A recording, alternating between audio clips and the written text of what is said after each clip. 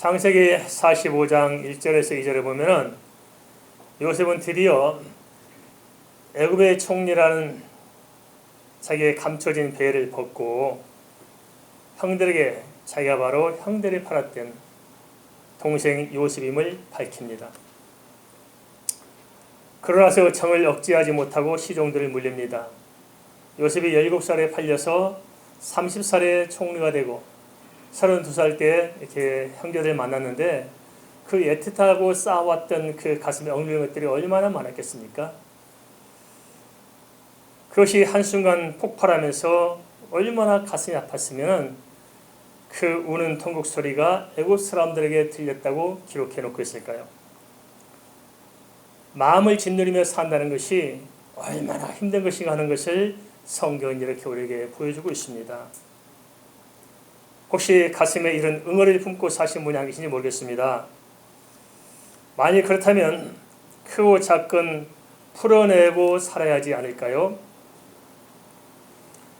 만일 요셉이 내게 쌓여있던 가슴의 응어리를 풀지 못했으면 어찌 됐을까요? 만일 그랬다면 오늘날 우리가 기억하는 요셉은 없었을 것입니다. 요셉뿐만이겠습니까? 우리도 비슷할 것입니다. 어떤 것이든지 지난날의 상처들, 지난날 인해서 내 가슴에 쌓인 어두운 그림자를 내가 풀어내지 못하고 거기서 빠져나오지 못하면은 결국 내 인생은 내 상처와 지난날 어두운 그림자가 붙들고 있어서 그 한계 속에서 계속해서 허우적거려 할 것입니다. 상처를 왜 풀어내야 되느냐? 상처를 풀어내지 못하면 필연적인 문제가 따라오게 되어 있습니다. 첫째는 뭐냐? 다른 것보다도 하나님과 나 사이에 이렇게 상처가 담이 생깁니다. 이 점 우리가 간과하면 안 될 것입니다. 그래서 우리가 하나님을 바라보고 이렇게 하나님께 나아가야 되는데 하나님을 보지 못하고 자꾸만 내 상처가 가로막아서 내 상처만 보고 살게 됐어요. 그래서 상처받은 사람들 대체로 보면 우울하고 표정이 어둡습니다.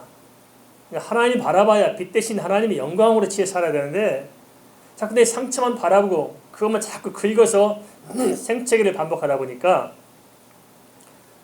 하나님께서 주시는 은혜를 누리지 못하고 내 상처의 어둠만을 반복하기 때문에 그렇습니다. 둘째는 이 상처를 풀어내지 못하면은 그 상처로 인해서 또 다른 사람들에게 상처를 주게 되어 있습니다. 어느 부분에 상처가 있으면 트라우마가 생기잖아요. 그죠? 그래서 자꾸 그 트라우마가 있는 사람들은 그런 부분에 대해서는 굉장히 예민해져 있습니다. 그러니까 정상적인 반응이 아니라 좀 극단적인 반응을 일으키게 되어 있습니다.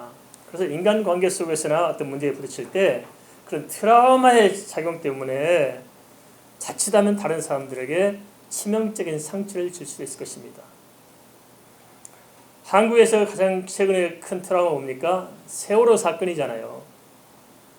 왜 세월호 사건이 지금까지 이렇게 질질 끌어가야 됩니까? 그것은 그 받았던 상처가 지금 해결 안 된 거거든요.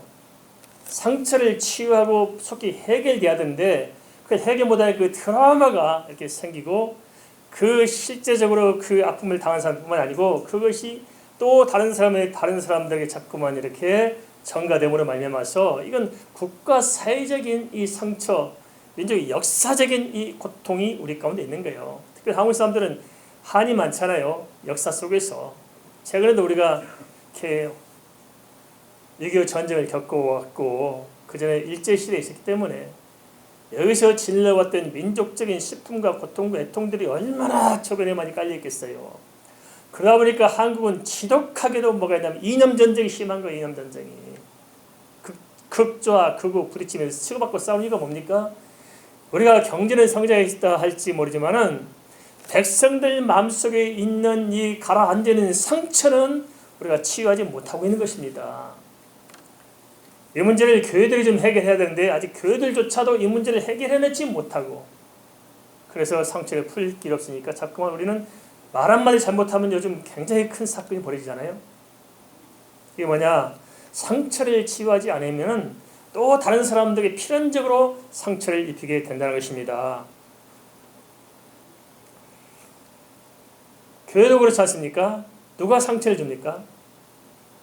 지금까지 살아오면서 쌓였던 상처가 많은 사람, 그것을 풀지 못한 사람이 상처를 줍니다.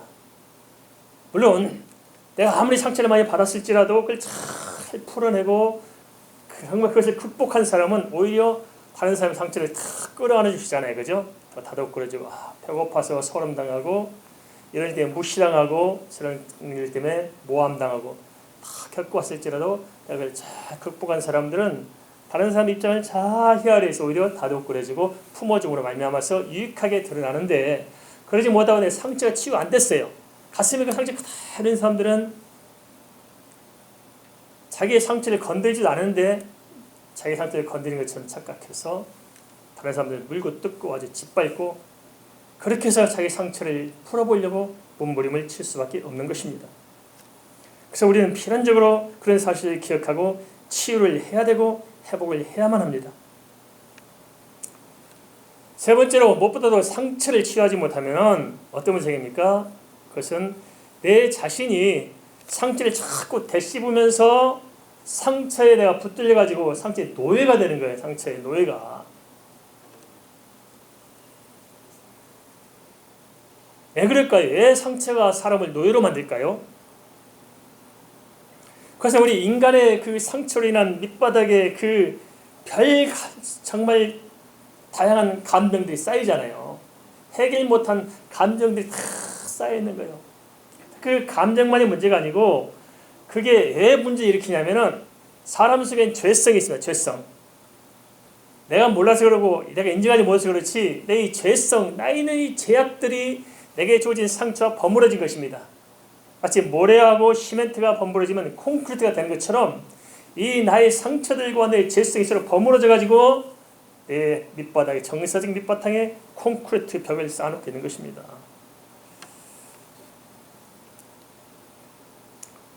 그래서 우리가 상처에 허우적거리게 되어 있습니다. 어떻게 해야 될까요, 이것을? 우리가 만약 그런 문제가 있다면은 속히 빠져나와야 할지 믿습니다. 어떻게 빠져나와야 될까요? 하나님께서 주신 방법으로 빠져나와야 됩니다. 다른 길이 없습니다. 세상의 상담, 치유, 백날 해도 소용이 없습니다. 왜냐? 아무리 상담하고 아무리 한다 하더라도 뭘 해결 못하느냐? 세상적인 다른 상담으로 해결 못한 게 있어요. 그 뭐냐? 이 자꾸 이로를 해주고 어떤 방법론적 다른 어떤 걸 가지고 좀 편안하게 해주고 뭘 해결할 수 있다 생각하지만 근본적으로 해결할 수 없는 건 뭐냐? 그 밑바탕에는 죄를 해결하지 못하는 거예요. 죄. 사실 상처 문제 뭐가 연결된다고 그랬어요? 죄와 연결되는 거예요. 상처가 해결하기 어려운 것은 내 속에 죄성이 버무려져 있기 때문에 이 죄 문제를 해결하고 상처 문제를 해결되는 것이지 상처만 타치한다고 해결되지 않습니다. 오히려 상처를 굳게 하는 수가 있고 착각하게 만들어서 상처를 치유할 수 있는 길을 오히려 막을 수 있다는 것입니다. 그렇다면 어떻게 우리의 상처를 풀어갈 수 있을까요? 그러려면 무엇보다도 자신의 감정에 속지 말아야 됩니다. 무엇에 속지 말자고요? 내 자신의 감정에 속지 말아야 됩니다. 감정 속에 상처가 가둬지는데 그 감정에 따라 살면은 절대 못 빠져나오게 됐습니다. 비유를 들자면 이와 같습니다. 연탄가스에 중독되어 보신 분들 계실지 모르겠습니다. 연탄가스에서 너무 중독되어 본 적이 있는데 연탄가스 중독되면 일어나고 싶어요? 들어누워 있고 싶어요? 들어누워 있고 싶어요. 우리가 연탄가스라는 이 상한 감정에 우리가 오염되면은 그 감정 속에 빠져들면서 한탄하고 슬퍼하고 애통하고 싶지 그래서 떨쳐버리고 뛰쳐나올 마음이 없는 거예요, 이게. 근데 우리는 자꾸 그런 내 자신의 병적인 정세에 속아서 그 속에 허우적거리게 됩니다. 그걸 떨쳐야 됩니다. 어떻게 떨치냐? 다른 게 없습니다. 믿음으로 하나님의 말씀을 붙잡아야 됩니다. 어떻게 해야 된다고요? 그렇습니다. 믿음으로 하나님의 말씀을 붙들어야 됩니다. 어떻게 해야 되느냐? 성경 뭐라 말하냐? 창세기 45장 5절 6절은 그러한 몇 가지 원리를 우리에게 제시해주고 있습니다. 요셉은 어떻게 풀어갔을까요? 그 모진 상처를 풀어냈던 요셉의 그 원리를 통해서 오늘 이 시대 우리의 상처를 푸는 원리를 삼았으면 좋겠습니다. 첫째, 어떻게 했냐? 요셉은 먼저 상대편의 입장에서 문제를 풀어갔다는 거예요. 내 감정이 아니라 상대방 입장에서 문제를 풀었다는 것입니다. 뭐라고 말합니까? 당신들이 나를 이곳에 팔았다고 해서 근심하지 마소서, 한탄하지 마소서. 정말 따뜻하잖아요. 그들이 요셉을 대하면서 요셉이 애굽의 총리인 줄 알았는데 이 요셉이 알고 보니까 자기가 팔았던 동생이었어요. 그때 순간 이들이 느꼈던 감정은 어떤 것이었을까요? 아이고 이제 죽었다 그렇지 않겠습니까? 드디어 우리 이제 죽었구나. 온갖 복잡한 감정들이 그 속에 있으면서 두렵고 떨리고 어찌할 바를 몰랐던 그들 앞에서 요셉이 참 마음을 엽니다. 당신들이 나를 이곳에 팔았다고 해서 근심하지 마소서, 한탄하지 마소서. 그 상대방 입장에서 마음을 탁 풀어주고 따뜻할 때 그들이 얼마나 깊은 감동을 받을 수 있었을까요? 두 번째는 주어진 상처를 통해서 무엇보다도 그러한 상처를 우리에게 허용하시고 그러한 상처 가운데 우리로 하여금 겪게 하신 하나님의 섭리를 좀 우리가 발견하자는 것입니다. 세상에 모든 것이 우연이 없습니다. 뭔가 하나님의 계획이 있지 않겠어요? 그죠? 요셉을 형제에 팔리게 한 것도 하나님의 계획이 있었듯이 우리가 내게 주어진 직면한 상처들을 받게 된 것도 궁극적으로 모든 것은 하나님의 섭리 가운데 이루어진 일이지 사람과 사람 둘이서 생긴 일이 아니다 하는 것입니다. 뭐라고 말하고 합니까? 하나님이 생명을 구원하시려고 나를 당신들보다 먼저 보내셨나이다. 사람에 대한 원망 대신에 기도하며 나의 이 문제 가운데 말씀하시는 성령의 음성에 귀를 기울여야 마땅합니다. 왜 그래 할까요? 하나님께서는 우리에게 그 상처를 허용한 목적이 있기 때문에 그렇습니다. 요셉은 하나님의 섭리 가운데 있었습니다. 알고 보면 다 우리도 하나님의 섭리 가운데 이루어진 일들입니다. 그래서 나를 향하신 하나님의 큰 섭리 가운데서 오늘 내 문제를 바라봐야 하는 것이지 좁은 상처 그 가운데서 허우적거리 바라본다면 해결할 길이 없을 것입니다. 그럼 어떻게 해야 되느냐? 도대체 어떻게 이 상처에서 빠져나올 수 있을까요? 첫째는 상처 준 사람을 원망하지 말고 하나님을 모르는 그 영혼을 좀 불쌍히 여기자는 거예요. 그 사람이 나에게 상처를 줄 때는 그 사람은 더 심각한 문제가 있는 거예요. 그죠? 더 심각해요. 하나님을 모르기 때문에 그렇게 살아가고 있는데 그 영혼이 불쌍하지 않겠습니까? 그래서 그 영혼을 보고 불쌍히 여기자. 호세아 6장 1절 찢으신 이가 여호와시라면 싸매신 이도 여호와십니다. 그 사람이 나를 찢은 것이 아니고 하나님께서 나를 연단하고 있어 그렇게 찢었다면 그 사람이 나를 싸매시는 상이 아니고 하나님께서 나를 싸매어 주실 것임을 믿으십시다. 상처를 준 사람이 내 자신의 영혼을 위해 또 다른 사람들의 영혼을 위해서 이렇게 기도하다 보면은 마음에 정돈이 올 것입니다. 그 다음에 네 번째는 뭐가 필요하냐? 주어진 상황을 잘 좀 판단해 보십시다. 우리의 상황을 객관적인 사실들을 잘 봐야 됩니다. 창세기 45장 6절은 이렇게 기록하고 있습니다. 아직 5년은 밭갈이도 못하고 추수도 못할지니라. 총 7년 흉년에 이제 2년 지났고 5년이 남아있는 상황이잖아요. 만약 상처를 풀지 못하면 어떤 상황이 전개될까요? 이걸 못 풀면은 야곱의 자식들은 다 굶어 죽게 생긴 거 아니겠습니까? 당신은 나를 상처 준 사람이 그냥 아직 굶어 죽으면 기분이 좋을지 모르겠지만은 많이 풀릴지 모르지만은 그러나 악하게 풀어서 당신은 어떨지 모르지만 그런 사람들은 세월이 지나면 나중에 반드시 후회하게 되어 있습니다. 아쉽게 되어 있어요. 내가 그때 이렇게 해야 될 걸 반드시 나중에 마음 아픈 일이 또 생길 것입니다. 그래서 성경이 뭐라 말씀하시느냐? 갈라디아서 5장 15절. 피차 물고 뜯으면 피차 멸망할까 조심하라고 이야기해주고 있습니다. 푸는 사람이 복된 사람입니다. 풀어야 됩니다. 그런데 잘 안 되죠. 그래서 하나 더 생각해 볼 게 있습니다. 뭐냐? 다섯 번째로, 상처로 인해서 내 마음이 아플수록 그 상처만 보지 말고 지금까지 내가 살아온 동안 나를 건져서 십자가의 그 모진 고난을 통해 구원해 주신 주님의 은혜를 생각하고 지금까지 걸음걸음 인도하신 그 하나님의 은혜를 좀 들여다보고 그것은 발견하자는 것입니다. 상처만 보고 원망하고 아파하지 말고 그 상처가 있기까지 나를 붙들어 주신 하나님의 큰 은혜와 사랑을 좀 발견하고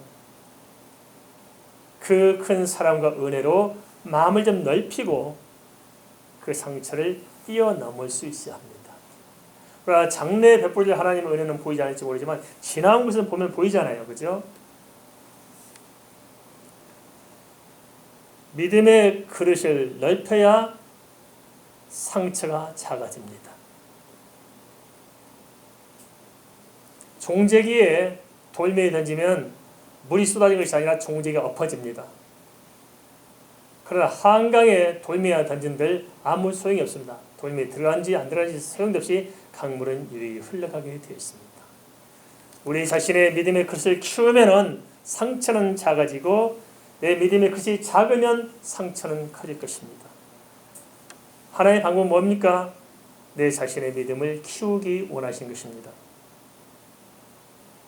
그래서 우리에게 베풀어 주신 주님의 은혜를 생각하면서 그 안에서 하나님의 은혜를 묵상하다 보면은 상처는 작아지고 넉넉히 극복할 수 있을 줄 믿습니다.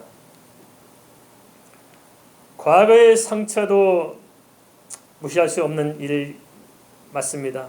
그렇지만 현재가 더 소중하고 우리의 전생의 미래가 소중하지 않겠습니까? 어떤 사람들은 상처를 해결 못해서 자살하는 사람도 있고요. 그 상처 때문에 이혼하고 상처 때문에 인생을 다 완전히 짓밟아 놓고 더 고통을 당한 사람들이 수도 없이 많습니다. 그래 요셉은 피스메이커로 살았습니다. 사람들은 보면 두 부류가 있는 것 같더라고요. 하나는 피스메이커가 하나 있고 하나는 트러블 메이커가 있어요. 우리가 흔히 하는 말 그렇잖아요. 사람이 집안에 잘 들어와야 된다. 그죠? 교회도 그렇습니다. 좋은 사람이 들어와야 교회가 평안하지요. 어느 사람은 가는 곳마다 쑥밭을 만드는 사람도 있어요. 인공이 다 깨뜨리고 헛소리하고 막 거짓말을 해서 사기치고 해가지고 완전히 공동체를 망친 사람이 있고 어떤 사람이 가면은 그 망쳐진 공동체를 잘 회복한 사람이 있습니다. 피스메이커가 있고 트러블 메이커가 있는데 우리가 피스메이커가 돼야 마땅할 줄 압니다. 상위 45장 3절 4절에서 요셉은 먼저 형들에게 뭘 묻냐? 당신들이 왜 나를 팔았소? 안 물었습니다. 우리는 그렇게 접근하지. 왜 팔았어? 왜? 이유가 뭐야? 그렇게 파고 들어갑니다. 그걸 묻지 않았어요. 그럼 다 내려놓고 뭘 물었습니까? 아버지께서 여전히 잘 계시느냐 하고 아버지의 안부를 묻습니다. 이것이 막힌 관계를 풀어낸 것이었습니다. 그 안에는 많은 것이 감춰져 있습니다. 어떤 것일까요? 그것은 비록 형들이 나를 팔았지만은 과거사는 이미 과거사고 그걸 떠나서 그럼에도 불구하고 형들과 나는 한 아버지 밑에서 난 형제가 아니냐 하는 것입니다. 이게 중요하지 않을까요? 당신이 나에게 어떻게 했건 뭐라는 상관없이 그래도 우리는 부부지 않느냐? 우리는 형제지 않느냐? 우리는 한 공동체 안에서 한 성도지 않느냐? 하는 것을 더 소중하게 들여다보고 있었던 것입니다.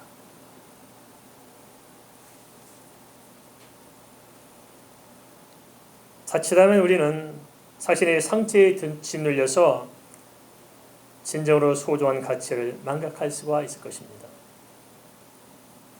그러다 보면 상처는 더 깊어지고 거기서 빠져나오지 못하면 내 인생 자체가 불운해질 수 있습니다. 근데 대체로 보면 상처는 가장 가까운 사람을 통해서 받습니다. 그래 안 그래요? 가장 가까운 사람 통해서 받아요. 부부지간에 말 한마디 때문에 상처받고요.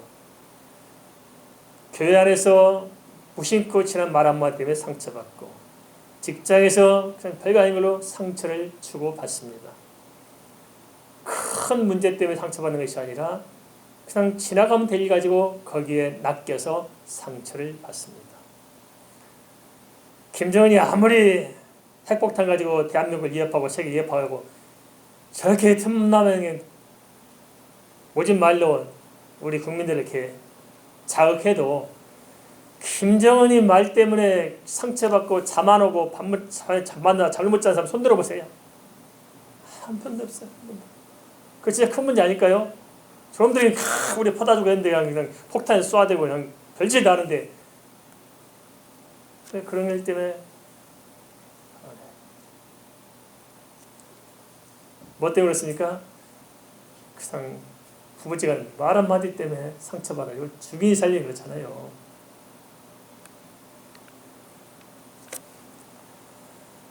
이런 상처를 잘 이해해야 됩니다. 상처는 없어야 되는데 있는 것이 아니고 원래 상처는 있게 되어 있습니다. 인정하자고요. 사람이 서로 다른데 상처 없겠어요. 다 있습니다. 그걸 인정하고 당연시 여길 수 있어야 합니다. 그래서 사람을 보지 말고 그런 상처를 대할 때 좀 영적인 안목으로 우리가 접근하면 좋겠습니다. 그래서 시험 들고 상처받는 것도 대부분 그렇습니다. 사람 일로 보니까 시험이 들어요. 영적인 관점에 보면 괜찮은데 참 눈이 말씀드리는데도 안 되더라고요. 제가 세가족들 상담할 때 꼭 언급해주는 부분이 있거든요. 근데 안 돼요. 정자로 부딪히면 다 잊어버립니다. 수없이 말씀드린데도 안 돼요. 우리 교회도 별거 아닌데 가지고 뭐 작년 할 동안 한 10명 넘게 애 교회 안 나오냐? 자 이렇게 그냥 밥 먹다 말 한 번 실수한 거 뭐요? 별거 아닌 거 가지고 그냥 누가 뭘 한 번 했는데 그냥 아무 소리 없이 한 건데 그걸 못 받아가지고 교회 안 나오신 분이 작년에 한 10명이 넘었습니다. 이렇게.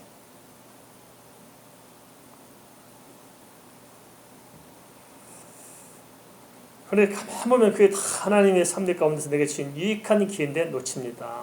언제 상처를 받을까요? 다시 한번 말씀드립니다. 기회 딱지가 여물도록 돼야 되는데 안 되니까 실수를 반복하는 것 같아요. 처음 이렇게 예수 잘 믿으려고 하고 처음 와서 모르다가 이제 예수 잘 믿어보려고 하면은 그때 상처가 생기죠. 그때 꼭 시험에 빠져들어요. 대부분 거기서 못 넘어서더라고요. 처음 막 쳤다고 와요. 그래서 봉사를 하면서 신나고 하는데 꼭 그때 사단이 흔들어대요. 꼭 그때 넘어져요. 그 다음에 언제 넘어집니까? 또 정말 이제 은혜 받고 직분도 받고 제대로 충성을 살리려고 하면 그때 또 흔들어대요. 흔들어대게 됐습니다. 그 다음에 교회가 무슨 큰 일을 해보려고 하면은 그때 우수수 넘어져요. 정자로 교회 큰 중직을 맡고 뭐 할 때 사단이 또 흔들어대요. 그럼 제일 많이 시험에 빠지고 제일 많이 흔든 사람 누굴까요? 담임 목사요. 끊임없이 흔들어대고 거기에 속으면은 대책이 없어요.